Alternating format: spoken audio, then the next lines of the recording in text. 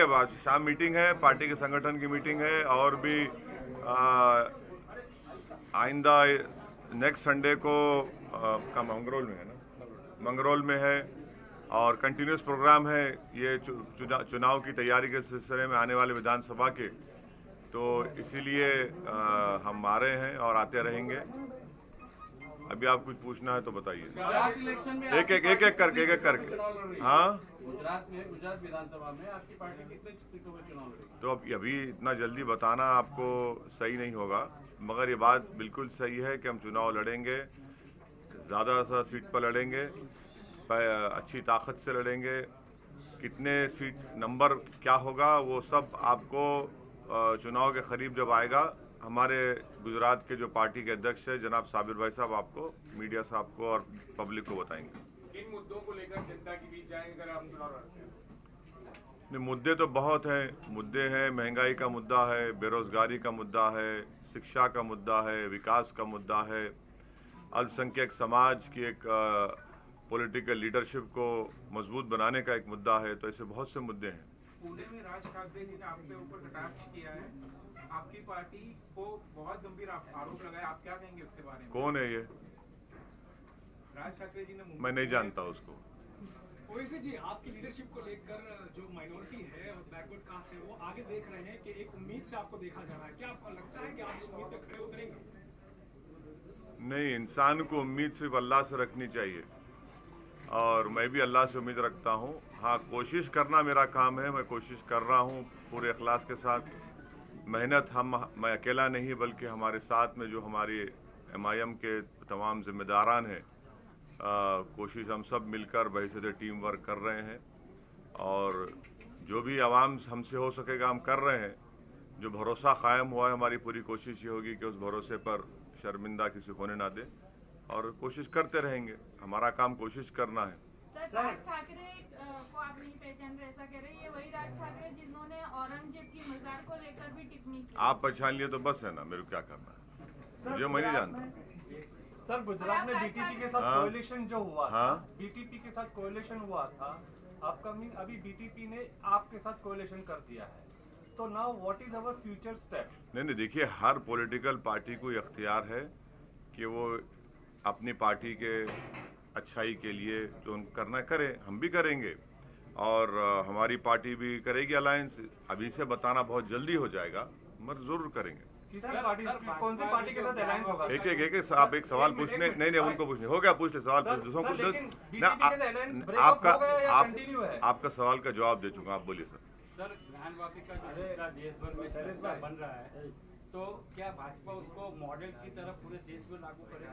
आपको ऐसा लगता है? नहीं, हमारा मानना, मैं तो शुरू से कह रहा हूँ कि अगर आप जब बाबरी मस्जिद का जजमेंट आया था, मैंने जो मीडिया को अपना रिएक्शन दिया था उसमें मैंने कहा था कि बाबरी मस्जिद का जजमेंट जो है वो सही नहीं है। इसलिए सही नहीं है क्योंकि वो कामयाबी, विक्ट्री हुई है फेथ की फैक्ट्स के ऊपर, और मैंने इस बात का एप्रीहेंशन और खदशे का इजहार किया था कि इस जजमेंट के बाद बहुत से ऐसे मुद्दे उठ जाएंगे और इन तमाम मुद्दों को एक नया मौका मिल गया है। तो अफसोस के साथ कहना पड़ता है कि मैं सच साबित हो रहा हूँ, बावजूद इसके कि सुप्रीम कोर्ट ने उस बाबरी मस्जिद के जजमेंट पैराग्राफ नंबर 83 में 91 के एक्ट को भारत के संविधान के बेसिक स्ट्रक्चर का हिस्सा करार दिया। उसके बावजूद भी ये मुद्दे उठ रहे हैं। तीसरी बात यह है कि 1968 में मुसलमान और हिंदू पक्ष ने बैठकर एक एग्रीमेंट किया मथुरा के बारे में, कृष्ण जन्म स्थान के बारे में। मुसलमानों ने अपनी बहुत बड़ी ज़मीन दे दी और वहाँ पर एक आलीशान मंदिर तामीर हुई और उसमें एक कंट्रोवर्शियल मलबा था स्टेयरकेस का, उसको मुसलमानों ने हटाया। मुसलमानों के ईदगाह से परनाले और ड्रेनेज का पानी ज़्यादा था, तो उसमें एग्रीमेंट में कहा गया कि पानी को मोड़ दिया जाए। अब आप खुद सोचिए कि कितने 54 ईयर्स के बाद दोबारा कोई पक्ष कोर्ट को जाता है और कहता है कि नहीं, ईदगाह ही हमारी है।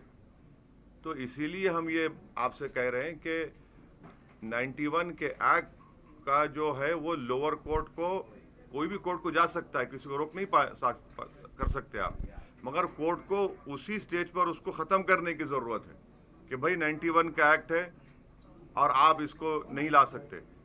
तो ऐसे कई ऐसे मुद्दे हैं जो खुले हैं और मुझे एप्रीहेंशन है कि ये खुलते रहेंगे। और आखिरी बात यह है कि देश के प्रधानमंत्री और उनकी सरकार की जिम्मेदारी है, क्योंकि पार्लियामेंट का बनाया हुआ कानून है, इसीलिए गवर्नमेंट ऑफ इंडिया को उन पर एक संवैधानिक जिम्मेदारी आयद होती है कि वो भी इस बात को तय कर लें कि भाई ये मुद्दे पुराने जख्म अगर खोले जाएंगे तो क्या ये देश के हित में है। क्योंकि आप और हमने इस देश ने 1980 के आखिरी में और 90 में हमने वो तमाम काला दौर देखा है।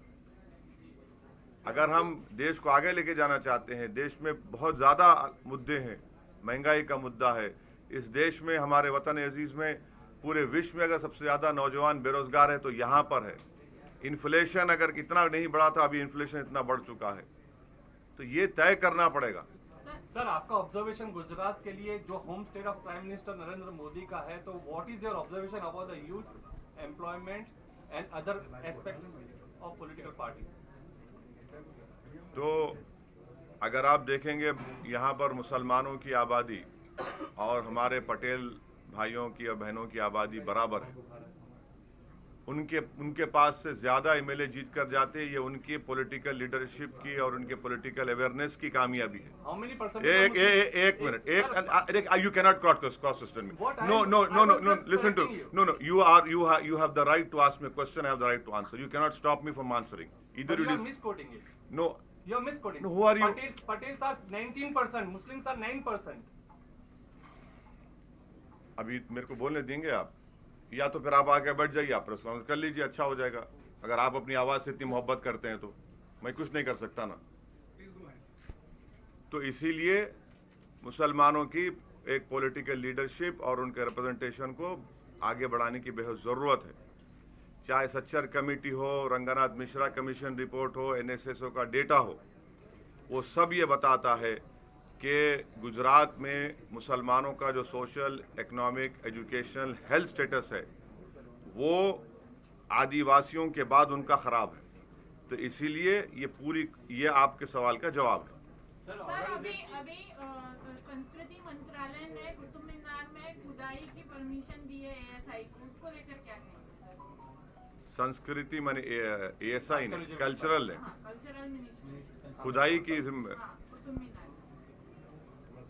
अब देखिए, एक एक मसला पैदा कर रहे हैं, वही तो मैं कह रहा हूँ ना, एक एक मसला पैदा कर रहे हैं। वहाँ पर एक मस्जिद थी जो बरसों से नमाज होती थी, आपने 4 दिन पहले एएसआई ने ऑर्डर निकाल कर नमाज ही बंद कर दी मस्जिद में। इमाम साहब को नमाज पढ़ाना था, उनके कपड़े, उनका जो इमाम का कमरा होता है उसमें से वो भी निकाल नहीं दिए। तो ये सब चीजें हो रही। एक प्रश्न आपसे,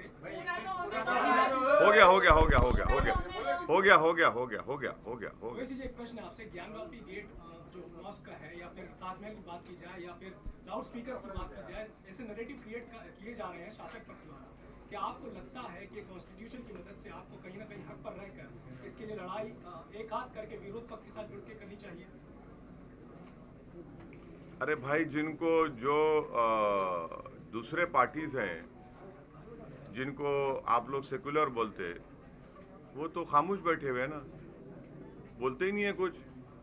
एकत्र ताकत की जरूरत नहीं, आज जो है 22 मई है, 22 मई 1987 को हाशिमपुरे का कांड हुआ था। हमको याद है, किसी को याद ही नहीं है। तो वो तो खामोश बैठे हुए हैं, कुछ बोलना ही नहीं चाह रहे इन चीजों पर। सर, एक सवाल यूसीसी को लेकर है कि देश के 2 राज्य असम और उत्तराखंड में यूसीसी लागू करने की कोशिश हो रही है, या पूरे देश में अगर लगता है तो क्या आप उसको विरोध करेंगे? मेरा मान, आप सवाल आपका हो गया ना, सुनिए। पहले तो ये बता दीजिए कि हिंदू अनडिवाइडेड फैमिली में टैक्स रिबेट जो मिलता है, वो जो हिंदू नहीं है उनको क्यों नहीं मिलता? क्या ये संविधान के राइट टू इक्वालिटी का वायलेशन नहीं है? नंबर 1, क्या इसको निकाल देंगे आप? दूसरा ये है कि यूनिफॉर्म सिविल कोड में दया भागा और मिताक्षरा स्कूल ऑफ थॉट है, कौन सा अपनाएंगे आप? तीसरा ये है कि आसाम में, नॉर्थ ईस्ट में, हमने भारत के अपने संविधान में नॉर्थ ईस्ट के लोगों को उनका कल्चर प्रोटेक्ट करने का हमने संविधान में जिक्र किया है, क्या उसको खत्म करेंगे आप वो बता दीजिए। चौथी बात यह है कि आसाम के मुख्यमंत्री बोलते हैं कि मुसलमान जो है 1, 2 शादी 3 शादी करता। हम मोदी सरकार से कहना चाहेंगे कि अब जो 2022 का अगर जो सेंसस होने जा रहा है उसमें आप एक क्वेश्चन में इजाफा कर दीजिए कि बताओ किसकी दूसरी बीवी है, तीसरी है, चौथी है और कौन कौन मिस्ट्रेसेस रखता है।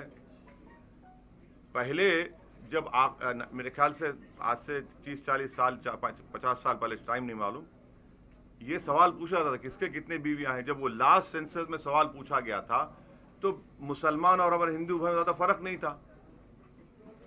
पांचवी बात यह है कि यूसीसी के बारे में अगर आप बात करेंगे तो बहुत से स्टेट्स में एग्रीकल्चर लैंड जो है वो लड़कियों को नहीं दिया जाता।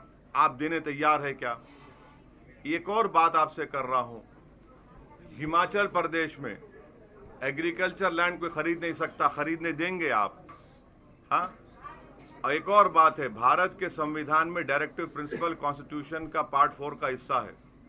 उसमें अगर आप आर्टिकल 37 पढ़ेंगे तो उसमें कहा गया कि देश की तमाम जो रिसोर्सेस हैं, वेल्थ है, वो सब में इक्वली डिस्ट्रीब्यूट होनी चाहिए। वो डिस्ट्रीब्यूट है क्या? देश की 45% दौलत 10% लोगों के पास है और जो देश का जो 60% जो गरीब है उसके पास सिर्फ 5% दौलत, 8% कुछ है। इसके ऊपर ये डायरेक्टिव प्रिंसिपल में बात नहीं होती।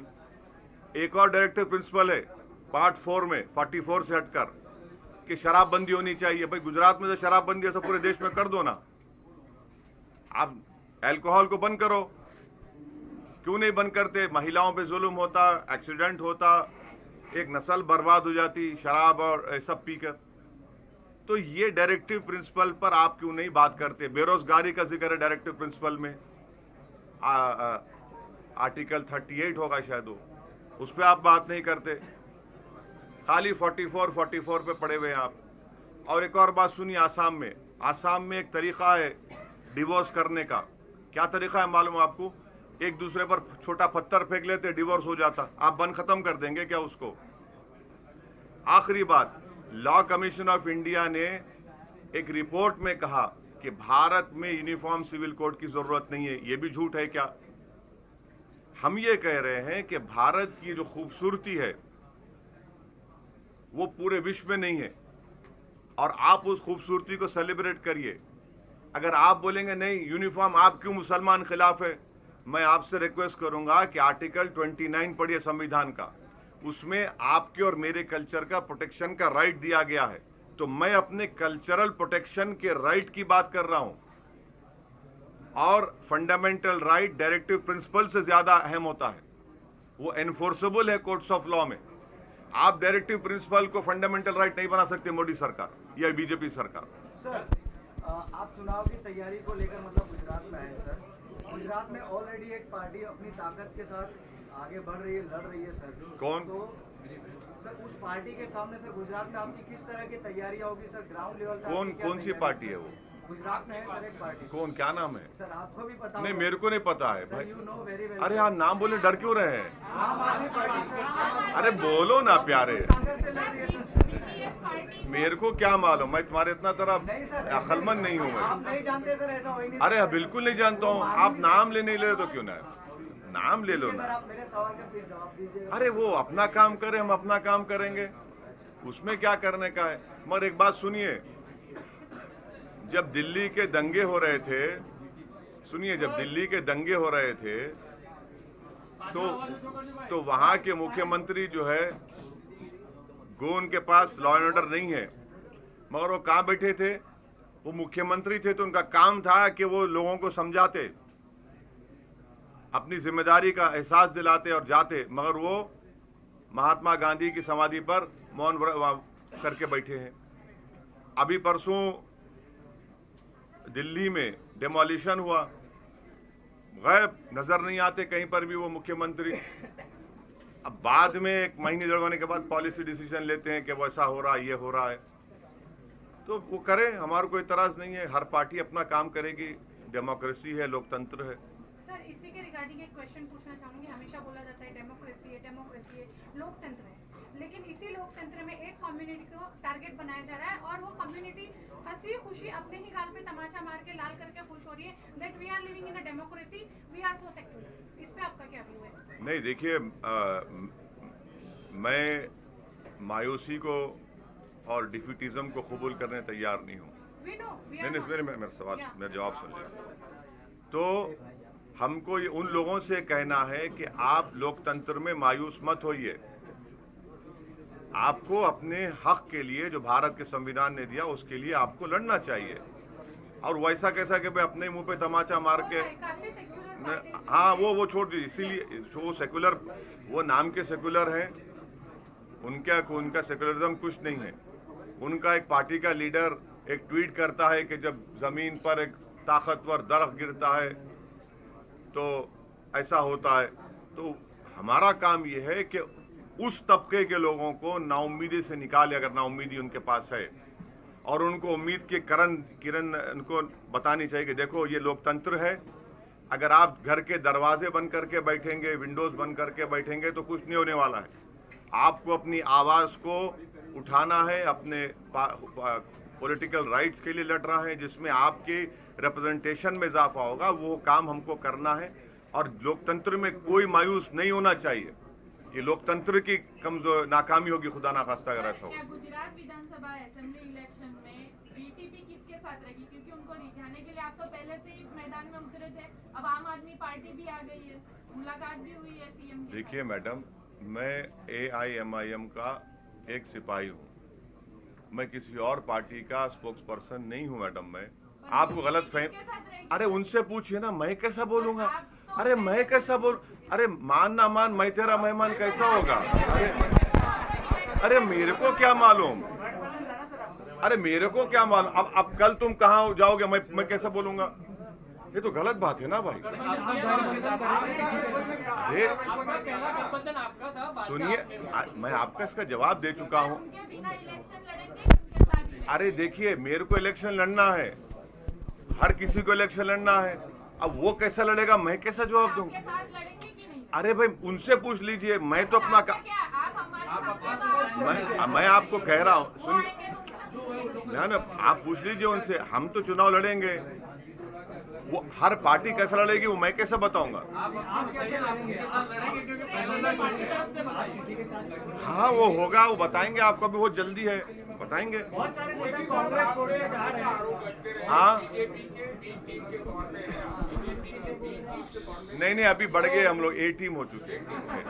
कांग्रेस से बहुत सारे नेता इस्तीफा देके जा रहे हैं, क्या किसी के संपर्क में? नहीं, पूरे मुझसे पूछ के गए हैं।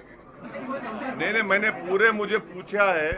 मेरे साथ बैठकर हमने गुलाब जामुन खा लिया एक और फिर वो चले गए कांग्रेस छोड़। ऐसा नहीं है, क्या जो कांग्रेस छोड़ के जा रहे हैं, क्या वो आपकी पार्टी में जुड़ना चाहे तो क्या उस विषय में पूछ रहा हूं मैं? नहीं, अब ये नहीं, मेरा देखिए, अगर कोई, एक भाई रुक जाइए, अगर कोई पार्टी में आना चाहता है तो हमारे अध्यक्ष हैं, वो उनसे कांटेक्ट कर सकते हैं, बात कर सकते हैं।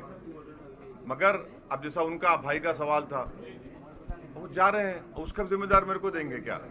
अरे 12-13 MLA भाग गए जीत कर, अब हमको पूछ के गए थे क्या? आप जिन उनको पकड़ रहे हैं, जिन मुद्दों को पकड़ते हैं, विपक्ष ये कहता है कि जिससे बीजेपी को फायदा हो, वो ऐसे साहब उसी मुद्दे को पकड़ते हैं, ये कहने का मतलब। अब एक बात सुन लीजिए, 2019 के लोकसभा के चुनाव में हम सिर्फ 3 लोकसभा की सीट लड़े थे। हैदराबाद की जनता ने, मैं शुक्रिया अदा करता हूं, बीजेपी को हराया। औरंगाबाद हम खड़ा किए, 22 साल का शिवसेना बीजेपी का MP था, उसको आप ही के बरादरी के इम्तियाज जलील साहब MP बन गए। तो आपको भी स्कोप है हमारी पार्टी में। तीसरा ये है कि हम लोग किशनगंज बिहार लड़े, वहां पर हम लोग 3 लाख वोट हासिल किए, 3 लाख, और 3,25,000 JDU, 3,50,000 कांग्रेस। अब 3 में कहीं पर भी बीजेपी नहीं जीती। जो पार्टियां 400 से ज्यादा सीट लड़ते हैं या 3 से बढ़ के लड़ते हैं, वो उनको बताना पड़ेगा कि भाई साहब ये क्या हो रहा है। और आ जाइए होम स्टेट गुजरात के ऊपर। इतने साल से बीजेपी जीत रही, मेरी वजह से जीत रही बीजेपी। यहां पर 1984 से एक मुस्लिम एमपी नहीं जीता गुजरात में, मेरी वजह से। तो मुद्दे उठाना मेरे वजह से हो रहा। देखिए, हर चीज का जिम्मेदार मुलाजी नहीं हो सकता, समझे ना? नहीं, अरे कोई बात नहीं है, कोई बात नहीं। आप हम अगर आपको दिख रहा है कि मैं ही मर्द हूं जो बीजेपी से लड़ रहा हूं तो बहुत अच्छा है, मुझे क्या करना है, मैं क्या कर सकता हूं? हर चीज का जिम्मेदार मेरे को। आपके पास कोई पार्टी में काम करने को तैयार नहीं है, आप मेहनत करने को तैयार नहीं है। आपका वर्किंग प्रेसिडेंट बोलता है कि उनके बड़े बड़े नेता खाली सेल फोन को देखते, उसको नहीं देखते, तो वो मैं उसका भी जिम्मेदार मैं हूं क्या, सेल फोन देखने का? तो ये एक इनकी आदत बन चुकी है इन तमाम पार्टीज की कि मुसलमानों को ब्लेम करो, हारे मुसलमान को ब्लेम करो। अरे तुम बरसों से हार रहे। आप महाराष्ट्र में पहली नंबर की पार्टी थे, 15 साल सरकार में थे, आज तीसरी नंबर की पार्टी बन गए आप। शिवसेना को आप गाली देते थे। पिछले विधानसभा के चुनाव में आपने जनता को कहा कि ओवैसी को वोट मत दो क्योंकि भाजपा और शिवसेना को रोकना है। आप चुनाव हो गया तो आप शिवसेना से निकाह कर लिए। तो ये हर चीज का जिम्मेदार देखिए इनका अहंकार है ये। और ये देश की पॉलिटिक्स जो बदल चुकी है उससे समझ नहीं पा रहे हैं। वो ये समझते हैं कि हम एंटाइटलमेंट की राजनीति करेंगे, हम फुला खानदान के हैं, परिवार के। देखिए कोई खानदान पानदान अभी नहीं रहा भारत की राजनीति में। तो उनको लगता है कि ये क्यों आके बोलता है। अरे भाई लोकतंत्र है। क्या मेरे खिलाफ आकर अमित शाह कैंपेन नहीं किए थे हैदराबाद में? क्या मेरे खिलाफ आकर योगी 3 घंटे नहीं गुजारे मेरे कॉन्स्टिट्यूंसी में? क्या मेरे खिलाफ आकर राहुल गांधी एक नहीं 2-2 मीटिंग करे, चार मीनार के दामन में करे, फिर एक और बड़ी जगह पर करे? तो सबको इख्तियार है। मगर ये बोलना कि नहीं तुम नहीं लड़ना, या उनको याद रखना चाहिए कि मुसलमान खाली रमजान का या शीर खुरमा खजूर खिलाने का मुसलमान नहीं है। हमको पॉलिटिक्स में हमारा हिस्सा चाहिए और मिलेगा इंशाअल्लाह। ये हमारा काम है। अगर वो बोलेंगे नहीं तुम हमारे लिए सिर्फ बैंड बाजा की पार्टी है, दूल्हा शादी मैरिज हॉल में जाकर बैठ जाता, बैंड बाजा वाला बाहर रुक जाता, वो अब नहीं होने वाला है। इसी के रिगार्डिंग एक क्वेश्चन है मेरा। हमेशा बोला जाता है कि मुस्लिम है, मुस्लिम है, मुस्लिम है, अब्दुल सिर्फ पंचर बनाएगा। तो मैं आपके व्यूज चाहती हूँ कि अब्दुल है या अब्दुल सिर्फ पंचर बनाएगा, इसे स्पेशली एक मुस्लिम कम्युनिटी को टारगेट किया जाता है बोलने के लिए? तो बिल्कुल नहीं कोई देखिए एक बात सुनिए, पंक्चर बनाना कोई मायूब बात नहीं है। मगर अगर आप उसका मुकद्दर बना देंगे वो गलत बात है। तो सुनिए, इसीलिए आप ये बताइए कि हम भारत सरकार से हमेशा अपील कर रहे हैं कि गवर्नमेंट ऑफ इंडिया में एक स्कीम है प्री मैट्रिक, पोस्ट मैट्रिक और मेरिट कम मीन स्कॉलरशिप। हम ये बोल रहे हैं कि माइनॉरिटीज के मुसलमानों के, हम ये कह रहे हैं कि इसको डिमांड ड्रिवन करिए कि जो अप्लाई करेगा वो पढ़ेगा। तो अब्दुल का बेटा अगर पंक्चर बनाता है तो उसको आप स्कॉलरशिप दीजिए, पैसे दीजिए, पंक्चर नहीं बनाएगा, वो कल टीवीएस का शोरूम खोल सकता है। आप स्कॉलरशिप दीजिए उसको जितने, मगर आप कोई मोदी सरकार भी नहीं करती काम वो। और बार बार ये बोला जाता है माइनॉरिटी इतना स्कॉलरशिप दिया। अरे एक स्कॉलरशिप के ऊपर, माइनॉरिटी स्कॉलरशिप के ऊपर 16 लोग अप्लाई करते। और मैं जब स्टैंडिंग कमेटी का मेंबर था तो उसमें हमने रिपोर्ट में लिख कर दिया, वो रिपोर्ट ऑनलाइन है, कि ये इसको डिमांड ड्रिवन नहीं करने से हर साल कम से कम 50 लाख के करीब मुस्लिम बच्चे और बच्चियां स्कॉलरशिप से महरूम हो जाती। सर अभी गुजरात में मुसलमानों की हालत खराब है, दयनीय हालत। अभी आपने स्टेटमेंट, आप सच्चर कमेटी का हवाला देंगे? दीजिए ना आज देना, सच्चर कमेटी का हवाला देंगे तुम अभी। अरे मैं सब पढ़ के आया हूँ, मैं कोई थम्स अप नहीं हूँ, इतना याद रखो। सुन लो, अरे मैं सुन लो मेरी बात सुनो, मेरी एक बात सुनो। सच्चर कमेटी कब आई थी? कौन से साल में आई थी? नहीं आप कब आई थी, कौन साल में आई थी? अरे बोलो ना भाई। अरे आप लोग काबिल लोग हैं। सच्चर कमेटी कब आई थी आप बोलो ना। नहीं कौन से साल, मेरे बोलो ना। हाँ साल कौन सा था? 80 में आई थी। 80 में आई थी, आप बोल रहे हैं 80 में आई थी। You not sure? और किस सच्चर का नहीं, आप बोलो सच्चर कमेटी का भाई नहीं, आपका चेहरा मुस्कुरा के बता रहे हैं कि आपको मालूम। अब बोलो आप। सच्चर कमेटी आई थी 2000 नहीं, जब यूपीए की सरकार बनी थी 2005 और 6 के दरमियान में आई थी। 2005 में आई थी कांग्रेस की सरकार। सुन लीजिए, यूपीए की सरकार थी, कांग्रेस की नहीं थी वो। तो अभी हम 2022 में हैं, तो उसके पहले रंगनाथ मिश्रा कमीशन आई, उसका डेटा है। 2011 का सेंसस है, गवर्नमेंट ऑफ इंडिया का एनएसएसओ का डेटा है, सब रख कर देख लो आप सच्चर की बात मत करो, वो सच्चर पुराना हो चुका है। खाली last question, whether the decision to carry out survey at Gyan-Vapi Masjid was taken in hurriedly in a haste or it was all तो इंग्लिश में बोलूं? हिंदी में नहीं, आप इंग्लिश में सवाल किए तो ऐसा ना हो कि आप ये बोलें कि मेरे को अंग्रेजी नहीं आता। I know little English, I can speak and talk and walk in English.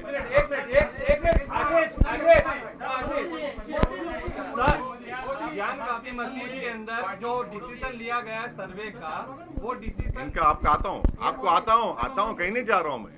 हमारे मोदी साहब हैं। हाँ,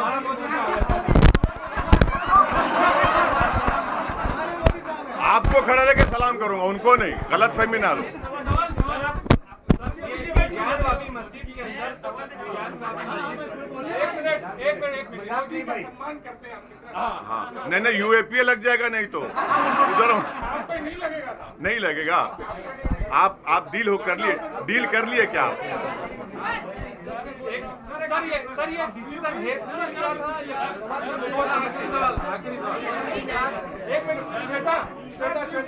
आप भी पूछ लो, आप पूछ रहे हैं, मैं बोलता हूँ, ठहरो मैं तो जवाब उनका बोलने।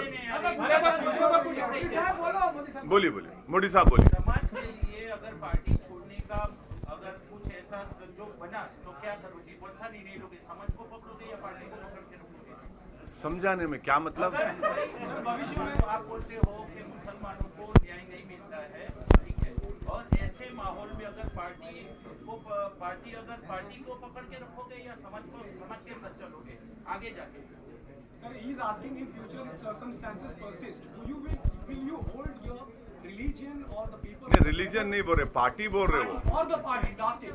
पार्टी समाज बोल रहे वो, धर्म नहीं बोल रहे वो, समाज बोल रहे। People or the party? अरे मैं थोड़ा हिंदी आता है मेरे को। नहीं, देखिए, पार्टी है ना, लोकतंत्र में पार्टी है, लोकतंत्र में समाज भी है, और लोकतंत्र ये कहता है कि आप लोकतंत्र को मजबूत करिए, पॉलिटिक्स में हिस्सा लीजिए, अपना हिस्सा हासिल करिए। बाबा साहेब अम्बेडकर ने इसीलिए संविधान में जब प्रियम्बल लिखा था, लिबर्टी, इक्वालिटी, फ्रेटर्निटी, जस्टिस, तो ये बाबा साहब ने कहा कि ये हथियार मैं तुमको छोड़ के जा रहा हूं संविधान। तुम्हारे को लिबर्टी चाहिए, इक्वालिटी चाहिए, फ्रेटर्निटी चाहिए, जस्टिस चाहिए, तो आप चुनाव लड़ो, तब आपको ही हासिल होगा। खाली बैठकर मुशायरा करने से, बड़े बड़े भाषण देने से और किसी के आश्वासन से नहीं होने वाला है।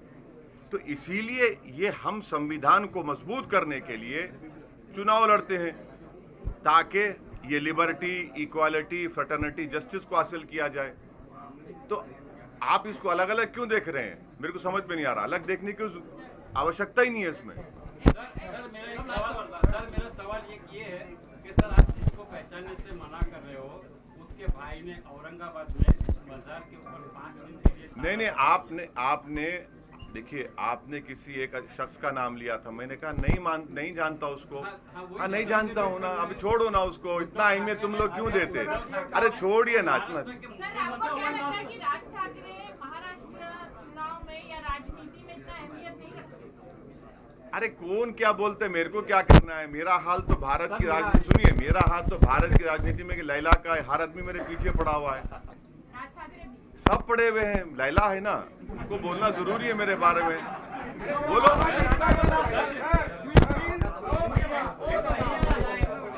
बाबा जी उधर आगे बुलडोजर दोबारा चालू हो गया है, वो यूपी वापी के चुनाव लड़ने के लिए क्या कुछ हुआ? कौन? यूपी बाबा क्या करें? बुलडोजर दोबारा चालू कर दिया है। कहाँ पे? उत्तर प्रदेश में। हाँ, करिए ना आप अगर देखिए, देश को चलाना है तो संविधान से चलाना है। अगर आप संविधान से नहीं चलाएंगे और आप खुद जज बन जाएंगे, कोर्ट बन जाएंगे, पुलिस बन जाएंगे, तो फिर ये रूल ऑफ लॉ नहीं होगा। फिर ये सुनिए, अगर आपको कोई मुल्जिम बनाता है तो पुलिस का काम है कोर्ट में जाके आपको मुल्जिम साबित करे। कोर्ट में साबित होने से पहले मैं आपका घर तोड़ दूं, बताइए आप ये कौन सा इंसाफ है?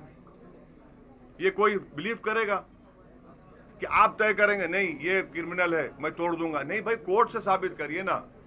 और फिर आप बोलते नहीं वो इलीगल बनाया था। भाई नोटिस दीजिए। संविधान में प्रिंसिपल्स ऑफ नेचुरल जस्टिस तो है कि आपको नोटिस दो, पूछो, बताओ। नहीं, आप नोटिस भी नहीं देंगे और लगा के तोड़ देंगे, तो ये गलत है। ये आपकी पार्टी वहाँ पे है, तो आपकी पार्टी गई कोर्ट में इस चीज के लिए कि भाई ये गलत हो रहा है, आप इसमें स्टे लिया, कार्रवाई की? बहुत से लोग गए हैं। देखिए एक बात सुनिए, जब आप किसी का घर तोड़ देते हैं उसके बाद आप कोर्ट जाते हैं और कोर्ट में टाइम लग जाता है। मैं तो अपने घर से महरूम हो गया ना, मैं तो रोड पे आ गया। जो उस घर में रहता था वो तो रोड पे आ गया। वो अब उसके बाद क्या करेगा वो? और कोर्ट की कार्रवाई तो अपना टाइम लेती है माशाल्लाह से। जब तक क्या करेगा वो? आप तो मुझे बेघर कर दिए, मेरे सर पे से छत छीन लिया, आप मेरा कारोबार आप खत्म कर दिए। और मध्य प्रदेश में आप लोग इस बात को नहीं बोल रहे कि कल एक शख्स ने मध्य प्रदेश में एक जैन कम्युनिटी के शख्स को, बेचारा वो बीमार है, डिफरेंटली एबल्ड कहते अंग्रेजी में, सिर्फ इस शक पर उसको मार दिया कि वो मुसलमान है। तू मोहम्मद है क्या? मार मार। अरे मर गया वो आदमी। ये नफरत कौन फैला रहा है फिर? ये वहां किसकी सरकार है?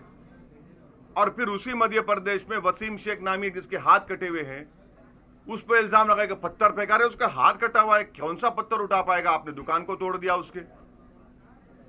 एक 22 घरों को आपने खरगोन में और 13 घरों को आपने वहां पर छोड़ दिया दूसरी जगह पर बगैर नोटिस दिए। आपने तय कर लिया कि उन्होंने किया। भाई ऐसा कैसा होगा बताइए? आज आप पावर में, कल कोई और पावर में आएगा। कि पावर जो है वो किसी के पास रहने वाला नहीं है ना, तो वो भी ऐसा करें क्या? तो इसीलिए ये गलत है। ये सर, ये जो राहुल गांधी ने स्टेटमेंट दिया है कि वर्तमान स्थिति में भारत की स्थिति ऐसी है कि जैसे कहाँ दिया स्टेटमेंट वो? लंदन में। हाँ बस है।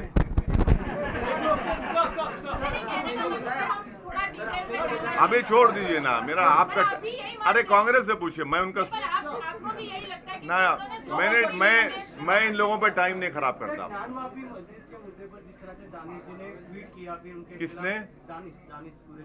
हाँ, उनके खिलाफ केस दर्ज हुआ है और वो केस का जवाब देंगे अदालत में। साबिर भाई साहब ने भी उसका नोटिस लिया है और उनको समझाया गया है, सख्ती से बोला गया है। इस तरह से जो ट्वीट होते हैं, नहीं, अब जवाब दे दिया मैं आपका। Sir, do you think the politics of entitlement is over and in the coming generations, आने वाले समय में जो मुख्य धारा में जुड़ने के लिए यूथ को AIMIM किस तरह जोड़ेगा? नहीं, वो यूथ का ही फ्यूचर है, मेरा नहीं है। मेरे दाढ़ी वाइट हो गई, देखो थोड़ा, मोदी जी की तरह उतनी नहीं हुई, वो थोड़ी हो गई है। नहीं, अरे यूथ का ही फ्यूचर है देश में। देश में यूथ क्या फ्यूचर है? Thank you sir, thank you sir, thank you sir.